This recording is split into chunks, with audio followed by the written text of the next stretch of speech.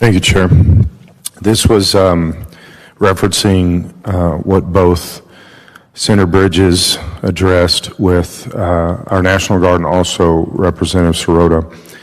That we are having forces leaving the state of Colorado. There's no doubt that that is some financial stuff that's happening where we're not giving them the same benefits that other states are giving. There's no doubt about that.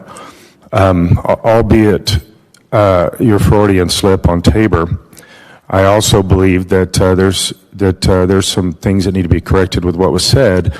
As Representative Sirota said, that Tabor is limiting and causing problems with, and then she gave a list of stuff. Actually, I think the Constitution says that the only thing Tabor does is limit us from taking more money from taxpayers. That's all Tabor does.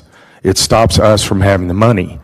The reason that we are not giving as much to the National Guard and some of those kind of things is because we are voting against that stuff in this building. That's not a Tabor issue, and it's extremely irresponsible to say that it is, and unconstitutional to say that it is, because Tabor's not hurting anyone in this building if we just spent less. So how do we change that and get more benefits to the National Guard? The money's there, just our priorities are wrong. How do we actually change that and put our priorities where they need to be? Senator Bridges. Thank you, Madam Chair. First of all, I would welcome any suggestions you have on places in the budget that you think we should cut. I have said many times, unlike a household budget where there's an entertainment line and when finances get tight, you just don't go to the Dave Matthews concert. There is no Dave Matthews concert in the state budget.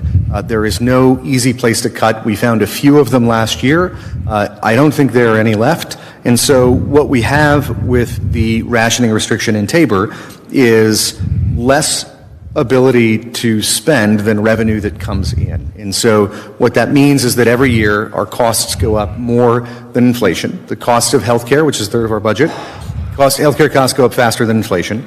The cost of wages, 10% of our budget is corrections. Almost all of that is wages. Wage growth goes up far faster than inflation. A third of our budget is K-12 education. 90% of K-12 spending is wages. Again, wage growth goes up faster than inflation.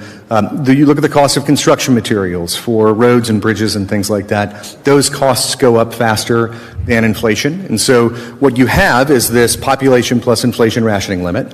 And then every year, just to do the same thing the next year as we did the year before, costs about $1 billion more than that Tabor rationing limit will allow us to spend.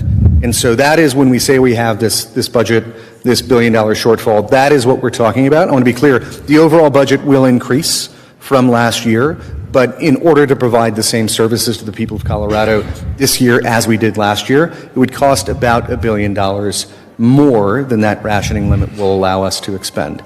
And so that's the context for when we talk about the restrictions that we have due to that rationing limit in Tabor. That is what we're talking about. But again, welcome suggestions that you have on other places in the budget that we should cut, and certainly that is an ongoing discussion on the other side of the street, the JBC. Representative Bottoms. I can give you quite a few suggestions right now. I'll throw just a few out. Why don't we stop spending hundreds of millions of dollars for illegal immigrants? Why don't we actually put that where it needs to go? That is a legitimate concern. Why are we sending tax dollars to places that it shouldn't be all across the state?